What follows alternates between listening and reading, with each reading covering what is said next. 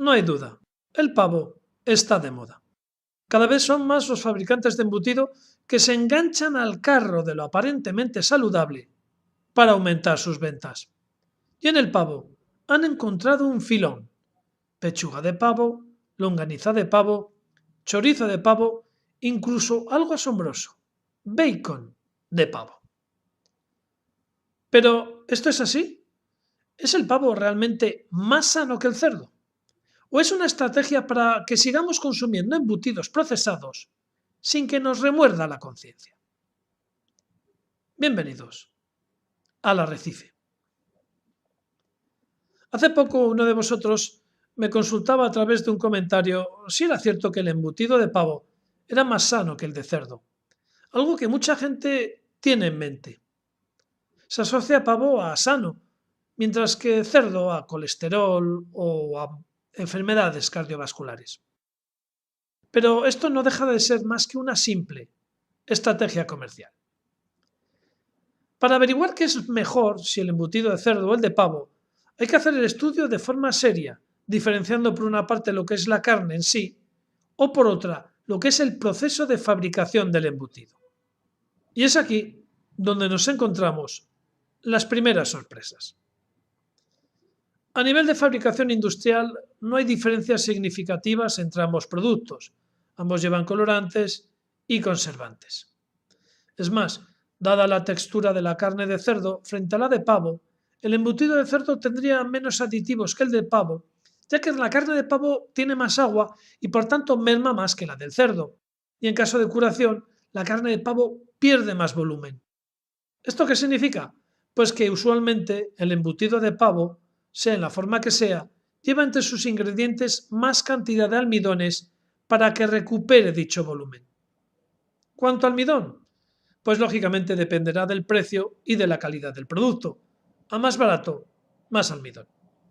Otro de los problemas de la carne de pavo en su proceso de fabricación es que su sabor es menos intenso que el del cerdo, por lo que necesitaría más sal, más potenciadores o correctores de sabor y más aditivos que el cerdo. Por tanto, diferencias pocas, y las pocas que encontramos son ligeramente favorables al cerdo. En cuanto al capítulo de grasas, el tema es discutible, ya que si bien es cierto que el cerdo tiene más grasa que el pavo, algunos fabricantes añaden al embutido de pavo la piel de este animal, con lo cual la diferencia en grasas entre ambos productos se reduce.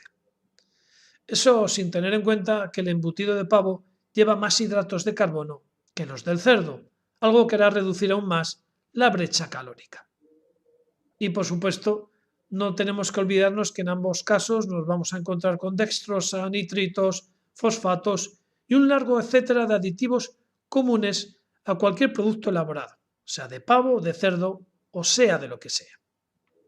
No obstante, si el embutido, sea de cerdo o de pavo, es casero, natural o libre de aditivos, no pondríamos reparo en ningún caso, ni en el pavo ni en el cerdo. Las diferencias no serían significativas y podríais elegir el que quisierais. Visto el proceso de elaboración, vamos a ver ahora las diferencias entre una carne y la otra. Si cogemos carne de cerdo contra carne de pavo, igual nos llevamos una sorpresa, porque a pesar de lo que pueda pensar mucha gente, el cerdo sacaría una ligera ventaja al pavo. Y para ello vamos a empezar por la grasa, el buque insignia del pavo. Es cierto, el pavo tiene menos grasa que el cerdo. 100 gramos de pechuga de pavo tendrían solo un tercio de la grasa que tendrían 100 gramos de jamón cocido. Pero, ojo, si de lo que hablamos es de un cerdo ibérico o de cerdos caseros criados con poco pienso, ya no estamos hablando de lo mismo, porque estaríamos hablando de grasa saturada en el caso del pavo contra ácidos grasos insaturados en el caso del cerdo. Una grasa similar a la del aceite de oliva. Por tanto, cuidado porque más grasa, sí, pero más saludable. En el caso de otras piezas como salchichón o chorizo, las diferencias en porcentaje ya no son tan grandes como la gente piensa. Esto en cuanto a grasa, pero ¿qué pasa si hablamos de proteínas? Pues nos encontramos la segunda sorpresa. La carne de cerdo tiene más proteínas que la carne de pavo. Concretamente, 19 gramos por cada 100 en el caso del cerdo, contra los 16 gramos por cada 100 en el caso de la carne de pavo. En el capítulo de nutrientes, el grupo vitamínico B está más presente en el caso del cerdo que en el del pavo, y en cuanto a minerales, entraríamos en la siguiente comparación. El pavo tiene más hierro que el cerdo, pero menos magnesio que este animal. El pavo cuenta con menos zinc que el cerdo, pero más fósforo que este. Mucho más selenio en el cerdo que en el pavo y menos sal en el cerdo que en dicha ave. Por tanto, a nivel de minerales, ambas carnes andan empatadas, ya que si en unos minerales gana el pavo, en otros lo hace el cerdo.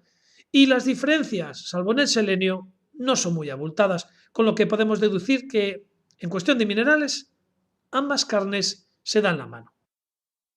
No obstante, hay que recordar que el tipo de grasas del cerdo, unido al alto contenido en niacina que tiene esta carne, convertirían en más cardiosaludable al cerdo que al pavo. Pero más o menos ambas carnes se dan la mano. No hay nada serio que justifique el consumo de una carne en detrimento de la otra. Quiero terminar con una idea que debéis de tener muy en cuenta. No caigáis en la trampa del marketing. Lo importante no es el tipo de carne que lleva, sino el proceso de fabricación que lleva.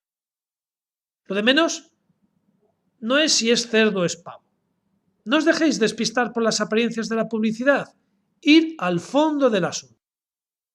Lo que tenéis que analizar es el producto en sí. ¿Qué aditivos lleva?